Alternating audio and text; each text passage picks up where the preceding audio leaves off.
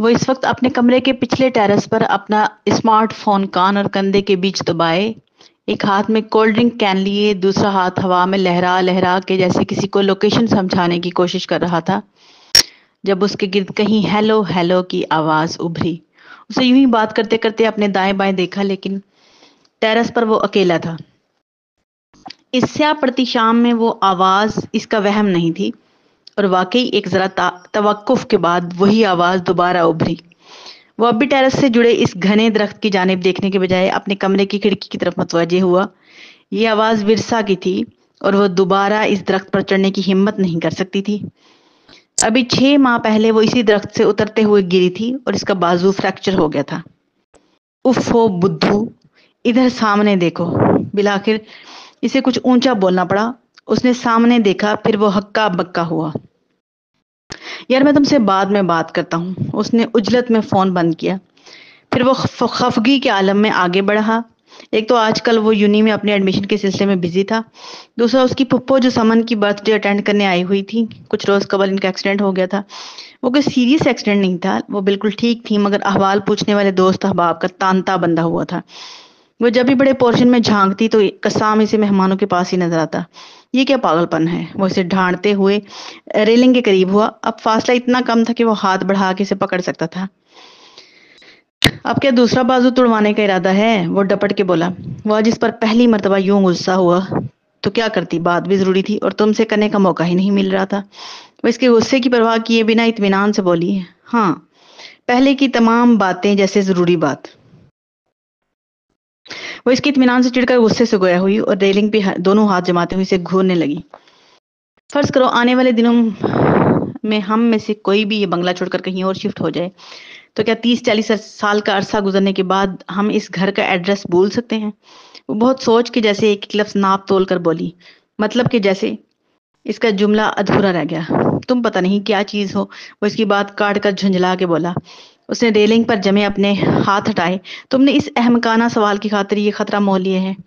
اس نے ایک ہاتھ جینز کی پاکٹ میں ڈالتے ہوئے یوں دیکھا جیسے اسے اسٹوپڈ کہنے کی شدید خواہش کو دبا لیا ہو۔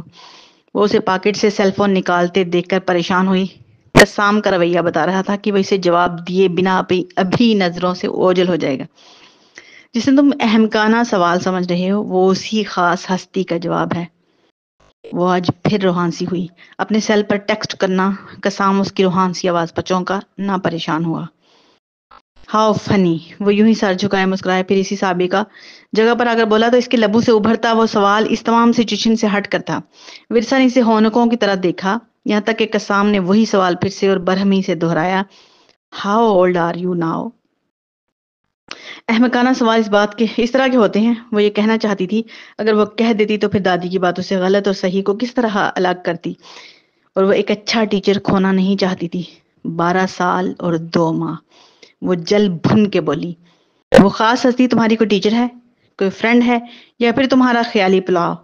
لیکن اب تم اسے اپنی ایج ضرور بتانا۔ آئی تھنک وہ تمہیں کوئی دودھ پیتی بچی سمجھتی ہے۔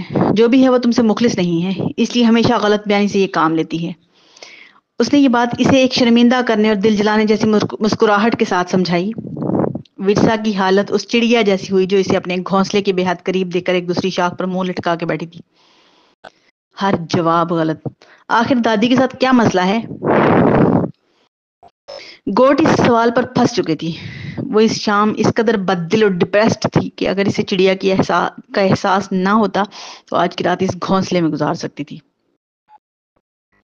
آج کل وہ اور میشا ایک ساتھ شاپنگ کر رہی تھیں کیونکہ انہیں ایک یونی فرینڈ کی شادی اٹینڈ کرنا تھی۔ آج شاپنگ کا اینڈ کرتے ہوئے جب وہ دونوں ایک ساتھ پارلر گئیں تو دونوں کا موڈ اچھا تھا۔ پھر اس نے میشا کے لاکھ منع کرنے کے باوجود اپنے بے حد لمبے سیاہ بالوں کو بالکل شارٹ کٹنگ میں سیٹ کروانے کے ساتھ ایک عجیب سے کلر میں اسٹریکنگ بھی کروا لی تھی۔ واپسی پر میشا کا موڈ آف تھا اور ورثا مطمئن تھی، وہ خوش بھی تھی۔ اسے اندازہ ہی نہیں تھا کہ یہ تبدیلی اسے کس قدر شارپ اور ضدی قسم کی لڑکی ظاہر کر سکتی ہے۔ اب وہ جتنا بھی خوش ہو لیتی، اسے یہ ڈر بھی تھا کہ اس کا ہیئر اسٹائل بھابھی کا دل بھی بند کر سکتا ہے۔ پورر سے آدھے گھنٹے کی ڈرائیو کے بعد گاڑی جب دیوان ہاؤس سے 100 گز کے فاصلے پر تھی تو سامنے کے منظر نے اسے ملال میں مبتلا کیا، جہاں چوکیدار بنگلے کا گیٹ کھول رہا تھا۔ اوہ شٹ! اس نے غصے سے مٹھیاں بھینچی۔ کاش وہ اس وقت میشا کی گاڑی میں نہ ہوتی اور اس وقت کوئی بھی نیلا پیلا رکشہ पिसाम की लग्जरी गाड़ी के करीब फटफट कर रहा होता तो उस आला शख्स और इसके कीमती ड्रेस में रची बसी ब्रांडेड परफ्यूम की महक तक कंगाल हो चुकी होती। यही रुको प्लीज। उसने मिशा की स्टीयरिंग घुमाते हाथों पर अपना हाथ रखा, जबकि निगाह सामने मरकूज थी जहां अब गाड़ी खुला गेट अबूर कर रही थी। मिशा अब कई माह से इसकी इन हरकत पर हैरत ज़दा होना छोड़ चुकी थी। विरसा की भटकती रविश इसकी समझ से बाहर थी, वरना वो जानती थी कि इस घर का वली अहद इसे बहरी जहाज तक दान कर सकता था। उसने एक तासुफ भरी सांस पर गुजारा करते हुए एक बेलबूटों से लदी दीवार के साथ नरमी से ब्रेक लगाए। उसकी निगाह ने आज भी दीवान हाउस को हसरत और सताइश से देखा। कई एकड़ पर फैला ये बंगला जाने कब तामीर हुआ था, लेकिन आज भी नया नकोर दिखता था। उसकी फसील नुमा चारदीवारी के अंदर और बाहर अगर हिफाजत का इंतजाम आज भी सख्त था, तो मिशा जानती थी कि वह दीवान हाउस के मालिकों के लिए नहीं था, वो इसके साथ बैठी लड़की के लिए था। कस्साम का कोई जुर्म तो था जो विरसा तैमूर को अपने मंसूबों में इसके लिए हर सजा बोनी लग रही थी। जब इस बंगले की बोली लगेगी तो मैं इसे खरीद कर तुम्हें गिफ्ट कर दूंगी।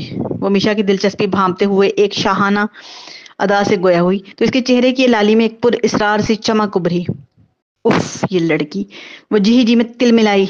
ये नामुमकिन ख्वाब उनको दिखाओ जो तुम्हें जानते ना हो। तुम इतनी दौलतमंद नहीं हो, सो इस ख्वामखा की मुकाबलाबाजी का कुछ फायदा नहीं माय डियर। वो जिस तरह से मुस्कुराई थी तो शायद इस इस्तहजाइया मुस्कुराहट ने विरसा को मुश्ताल किया, वरना वो यूं बेख्तियारी में अपना प्लान क्यों कर लीक करती। मैं जानती हूँ कि मेरी फैमिली और तुम इस मुकाबलेबाजी को इस वक्त संजीदगी से लोगी जिस वक्त कसाम मालिक का हम पल्ला ये केस जीतकर मेरे साथ खड़ा होगा। वो अपने इश्तियाल पर खाक डालती इस कदर तहम्मुल से गोया हुई